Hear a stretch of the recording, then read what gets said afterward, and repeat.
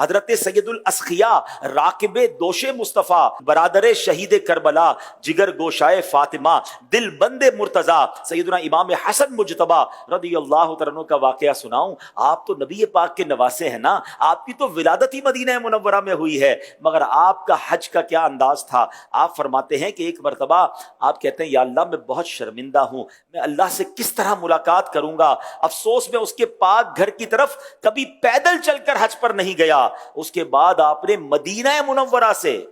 20 مرتبہ پیدل مکہ مکرمہ کا سفر کر کے حج کا سفر کیا، یعنی آپ 20 بار آپ نے حج ایسا کیا کہ مدینے سے پیدل مکہ پاک آئے۔ اور منقول ہے کہ ایک مرتبہ آپ نے خانہ کعبہ کا طواف کیا، مقام ابراہیم پر 2 رکعت نماز واجب الطواف ادا کی، پھر اپنا رخسار مبارک جو ہے وہ مقام ابراہیم پر رکھ دیا اور زارو کتار رونے لگے اور اس طرح مناجات کرتے ہیں، اے میرے رب قدیر، تیرا حقیر بندہ تیرے دروازے پر حاضر ہے، تیرا بھکاری تیرے دروازے پر حاضر ہے، تیرا مسکین بندہ تیرے دروازے پر حاضر ہے۔ انہی الفاظ کو بار بار دہراتے رہے اور روتے رہے۔ اس کے بعد مسجد الحرام سے باہر تشریف لائے تو آپ سے چند گز دور جو ہے مسکین بیٹھے ہوئے تھے، آپ کا گزر چند مسکینوں کے پاس سے ہوا جو صدقے کی روٹیوں کے ٹکڑے کھا رہے تھے۔ ان مسکینوں نے آپ کو سلام کیا اور کہا حضور آئیے آپ بھی ہمارے ساتھ بیٹھ جائیے، تو آپ نے سبحان اللہ نواسہ رسول ہو کر آپ ان کے دسترخوان پر بیٹھ گئے،